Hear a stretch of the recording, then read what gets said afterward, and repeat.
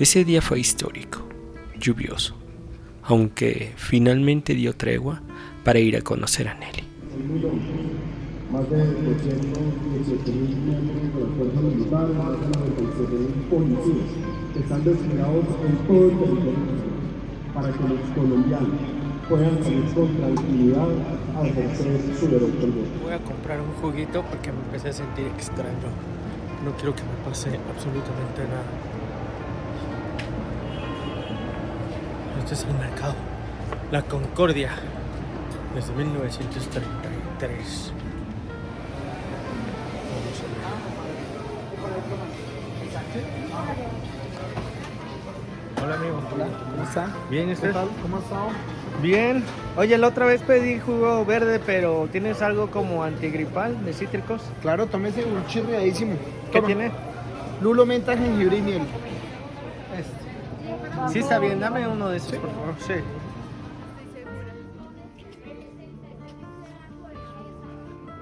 Iba descubriendo de a poco las semejanzas entre México y Colombia, no solo desde su presente, sino desde su origen.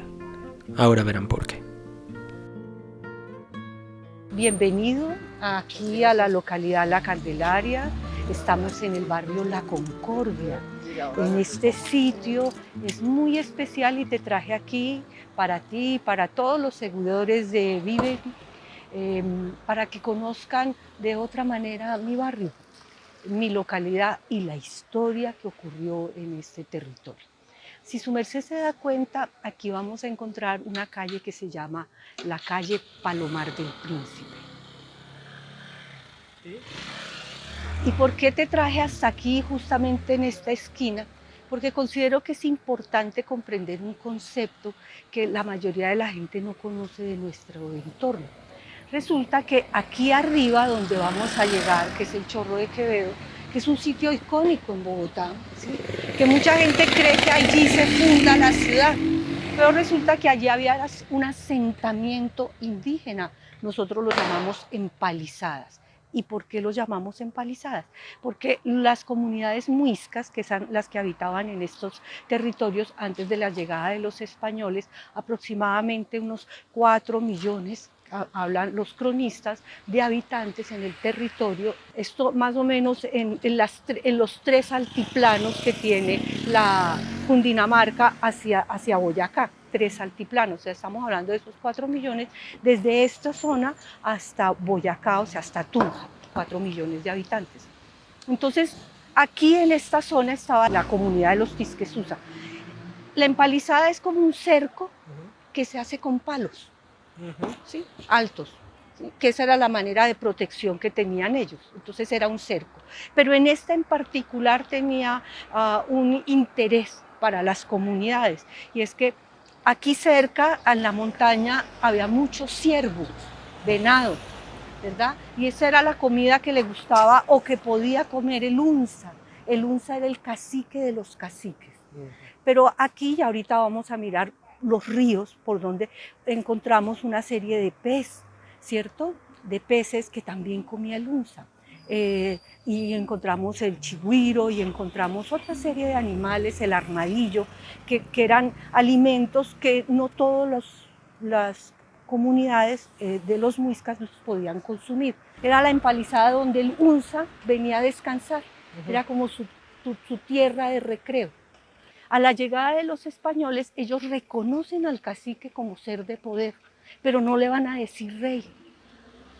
Entonces le dicen príncipe. Príncipe. Y entonces, ¿por qué es la calle del Príncipe? Porque por aquí era por donde subía el cacique, el unza, con toda su gente, ¿sí? ¿Y por qué el Palomar? Porque más o menos hacia 1680 más o menos, ¿sí? O sea, como 80, un poco más, aquí en esta esquina, ¿sí? Donde está ese edificio que están reconstruyendo, ¿sí?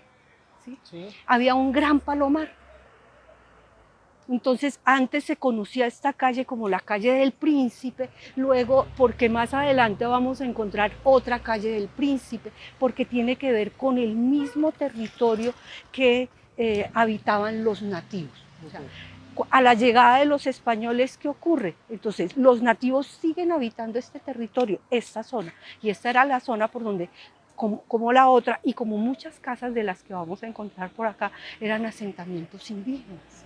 Aquí era donde vivían los indígenas, en este sector. Sí, todo este sector. Pero a la llegada de los españoles, ellos negocian. Sí. Sí, pues porque de todas maneras viene una imposición de los españoles, o sea, una negociación con armas. Es un sometimiento no tan sanguinario, ¿sí?, como pasa en otros pueblos, ¿sí?, aunque aquí la conquista fue muy sanguinaria también, en muchos sectores hacia afuera. Aquí la gente era más pacífica, ¿no? En este territorio los muiscas eran más pacíficos, pero sí fue muy violenta Cuentan los cronistas que habían matanzas por allá con los pijaos, que estos eran bravos, ¿verdad? Y la sangre llegaba hasta el tobillo de la matanza. O sea, subía la sangre y les cubría hasta los tobillos. O sea, las matanzas eran muy fuertes. Entonces, volviendo aquí a nuestros muiscas, entonces vamos a encontrar hacia adelante que el territorio que se apropian los españoles es de la calle 11 hacia el sur. Ok, dos Sí, calles para allá. exactamente. Mientras que los indígenas, los nativos, se siguen quedando de esta parte de la 11 hacia el norte, hasta el río Vicacha, que es lo que conocemos hoy como la Avenida Jiménez. Okay. ¿Sí? Que ahora con esto de las comunidades indígenas se le quiere cambiar el nombre a la Avenida Jiménez, pues porque no tenemos que reivindicar a nuestros asesinos. Sí, es una tendencia. Sí, es una tendencia latinoamericana que me parece que está muy bien reivindicar.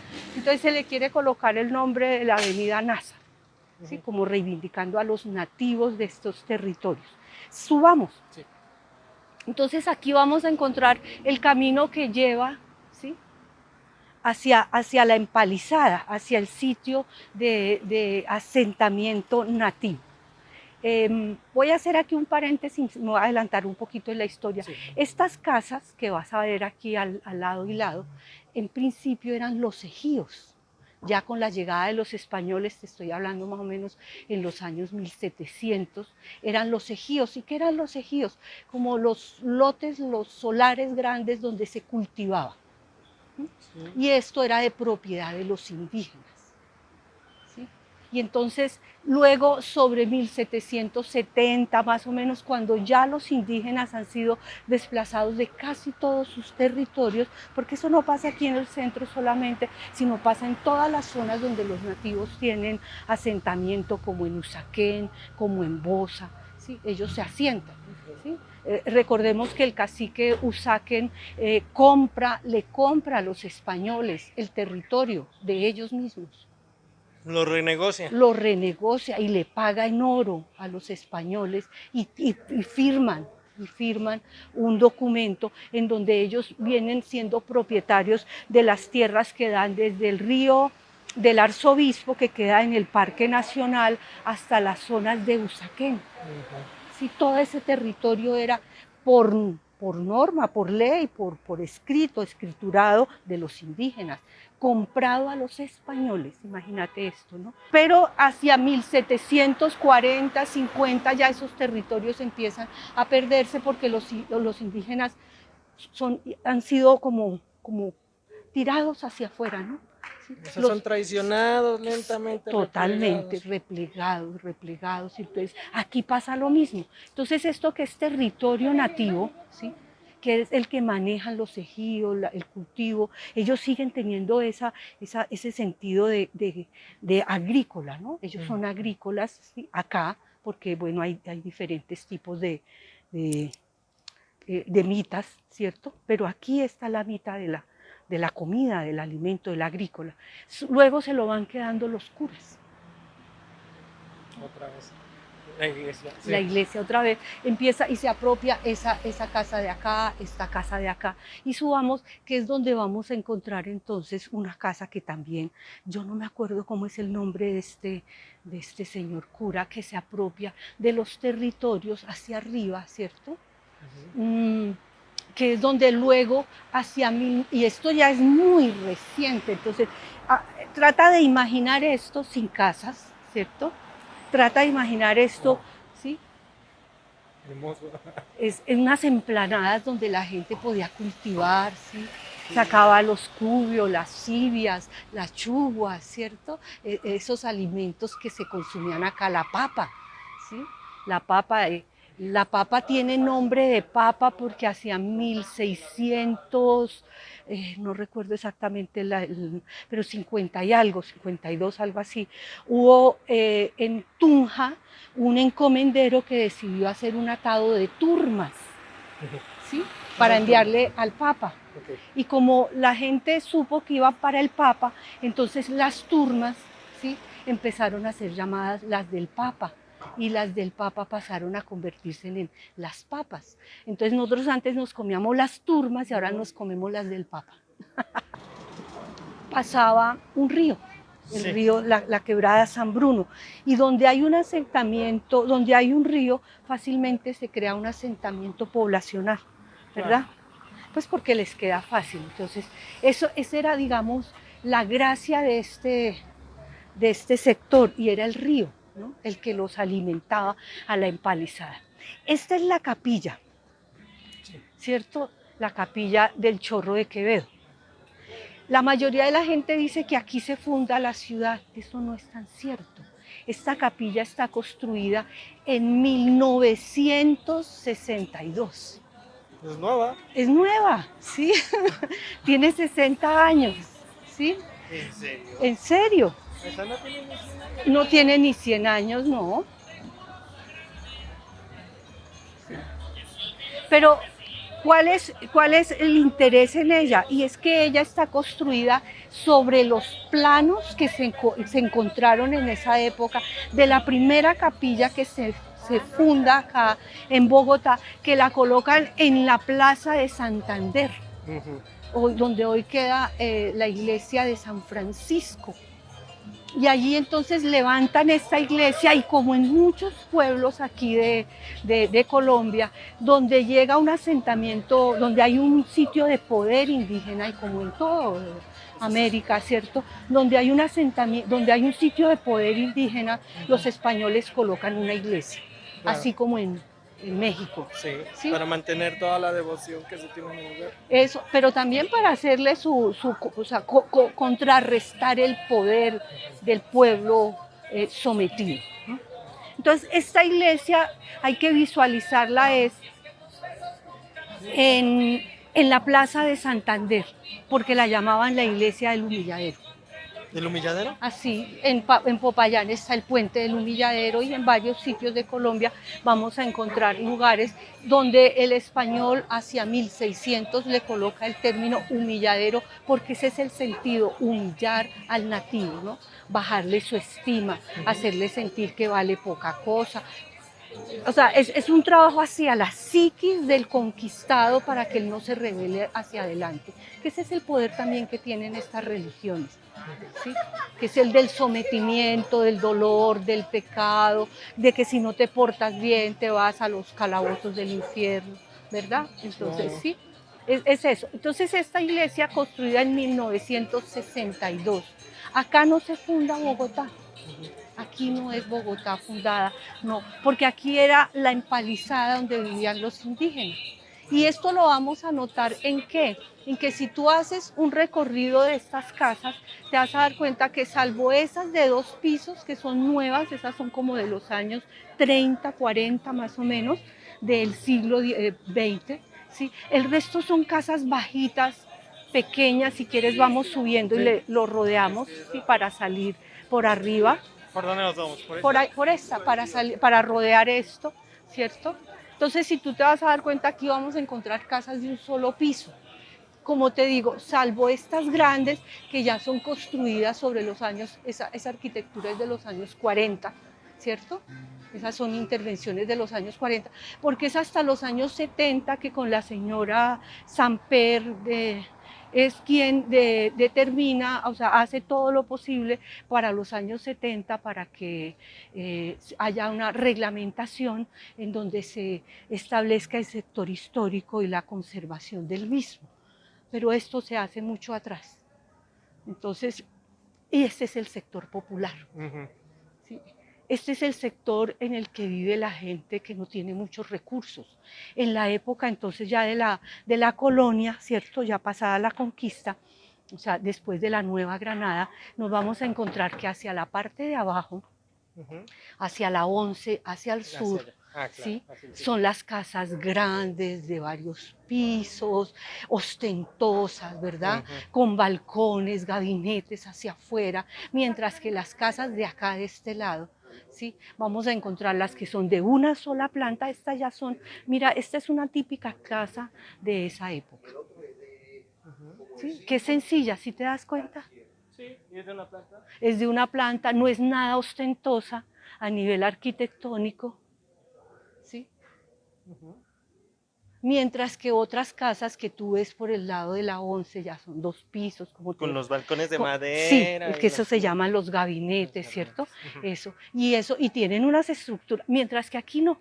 Estas ya son casas que les han venido haciendo algún tipo de, este tipo de ornamentación es nueva, si tú ves. Esto es recién puesto, pero ese era el tipo de casas que existían porque era el sector popular.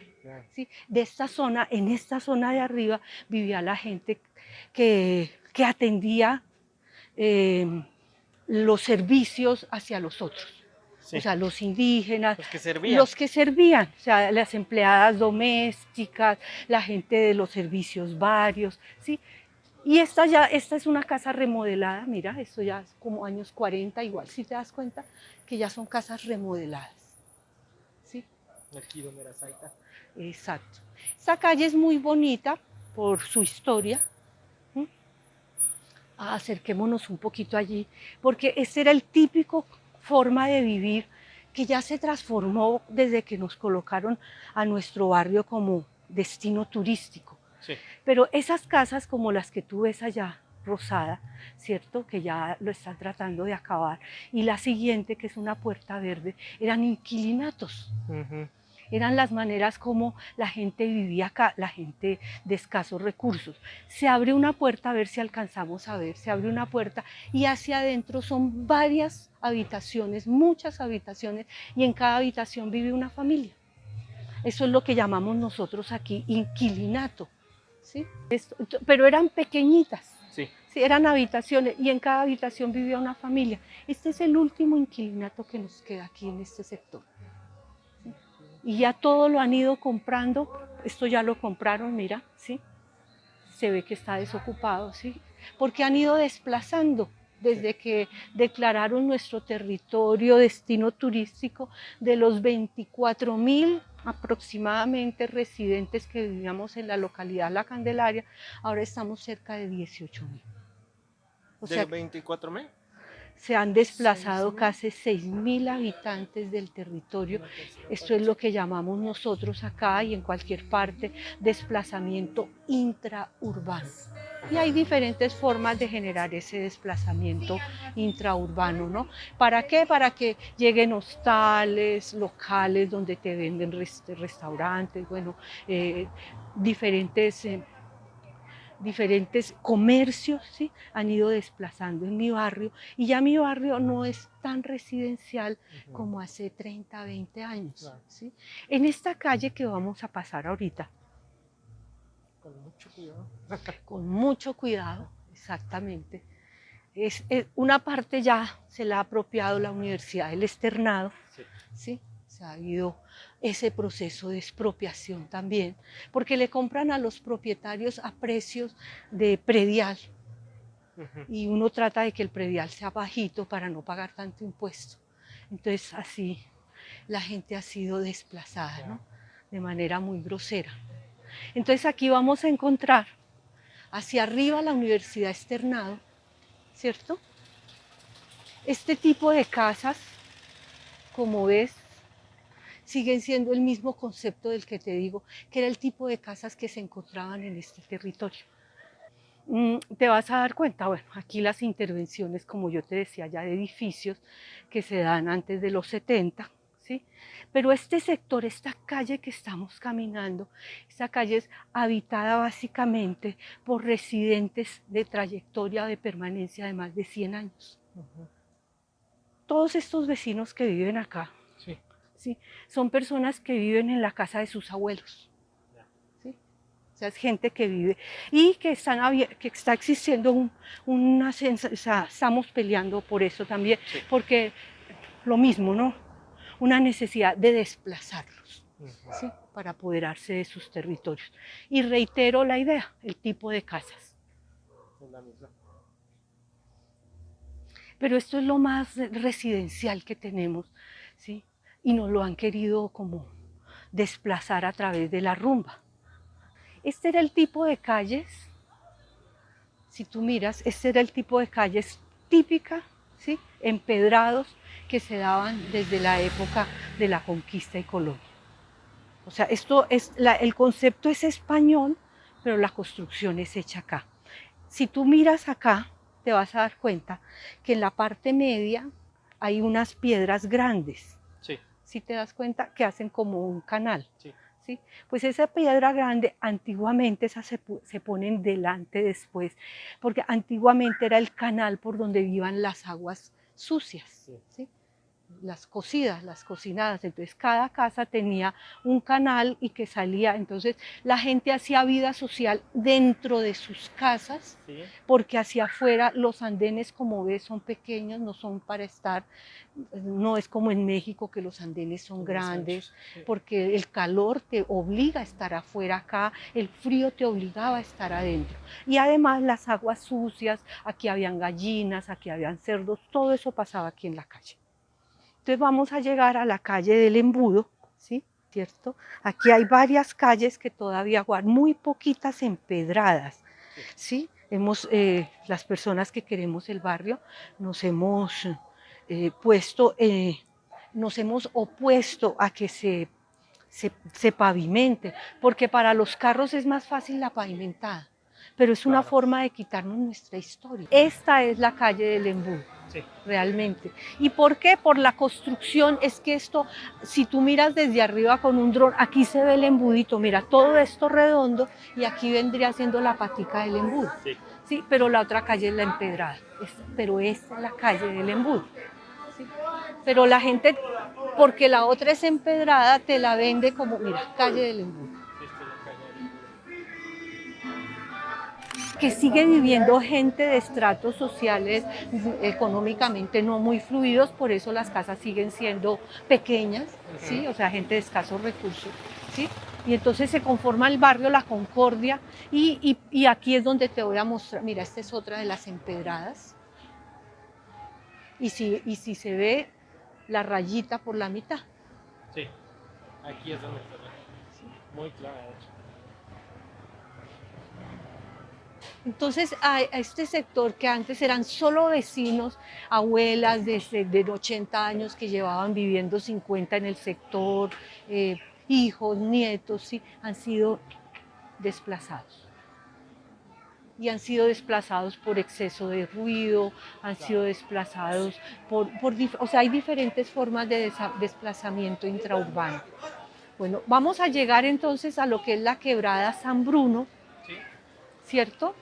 Y vamos a cerrar esto mostrando el concepto del pueblo viejo, ¿no? Sí. Que eso nos ratifica que acá no se monta, no se funda la ciudad de Bogotá.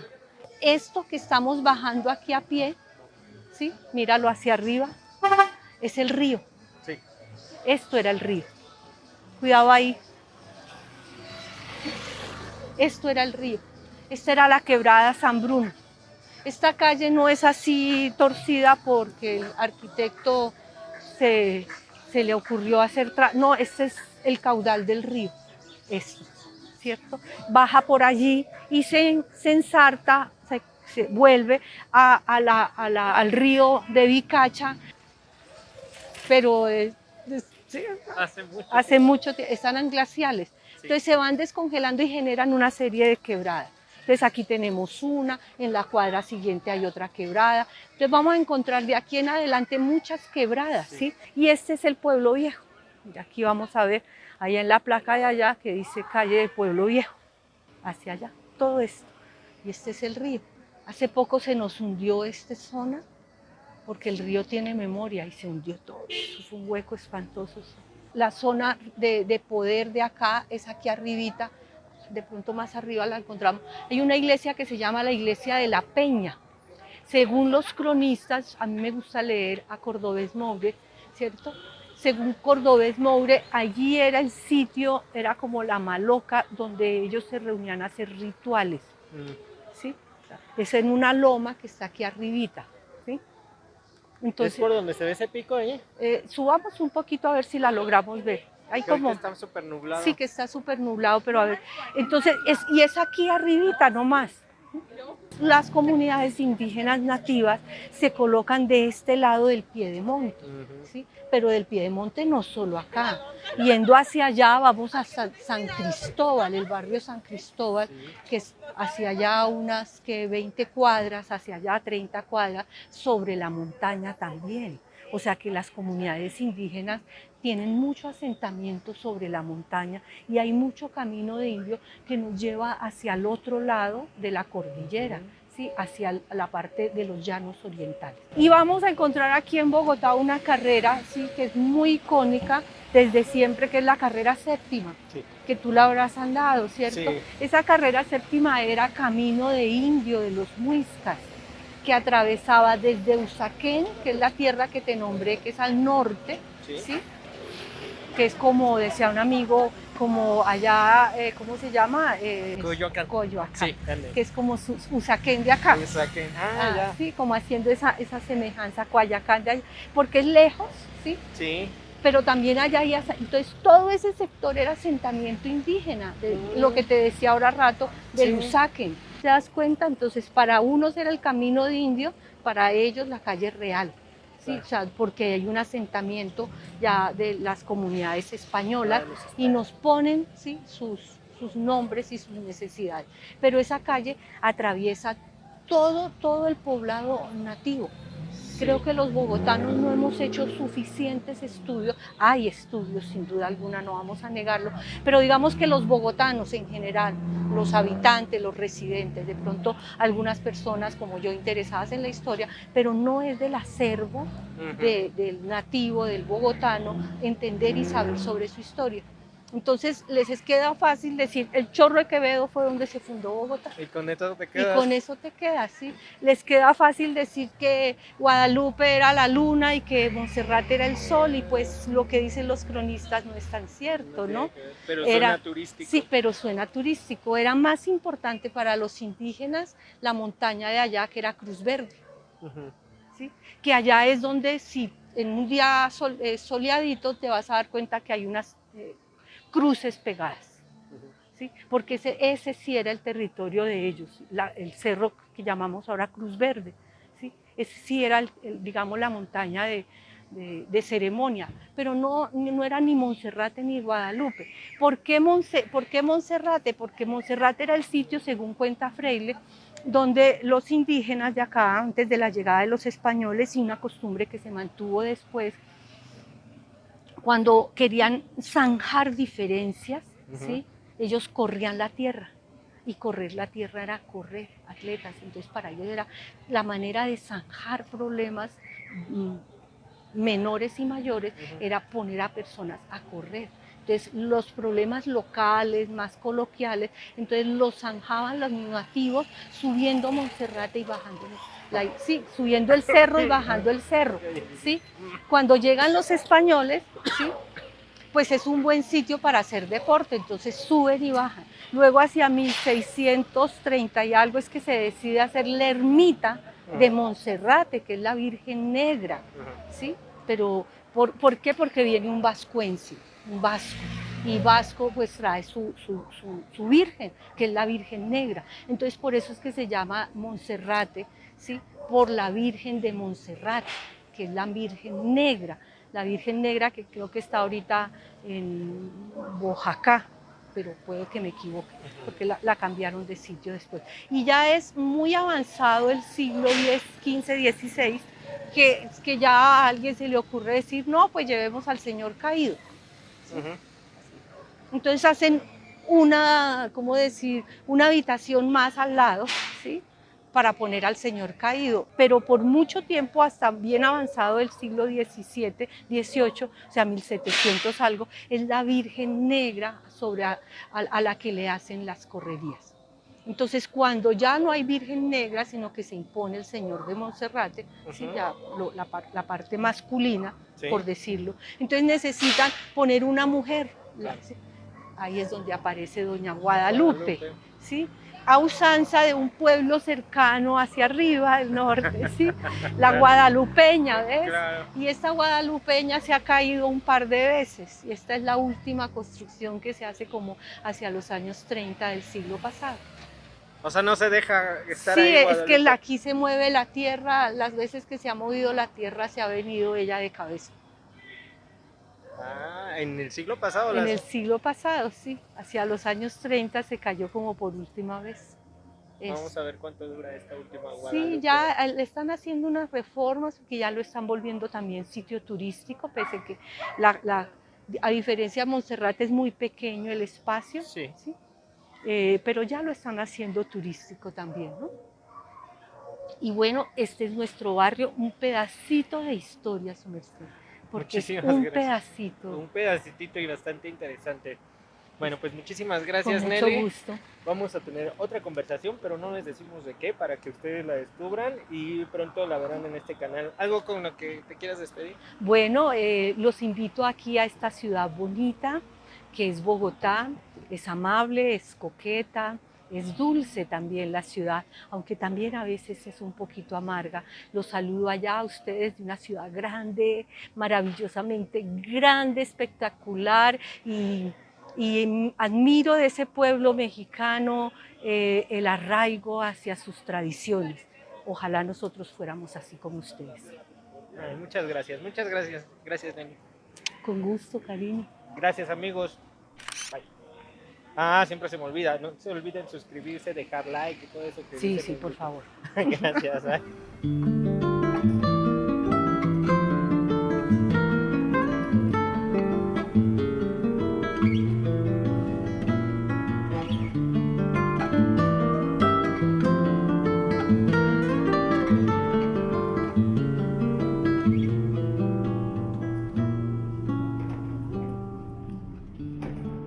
Después de escuchar en voz de Nelly sobre la historia de un pueblo hermano, pude sentir la emoción de saber que no solo tenemos raíces sabias, sino que la gestación de Latinoamérica sigue viva y librándose unida para retomar su esplendor después de una dolorosa pero fortalecida historia que se gesta a cada momento.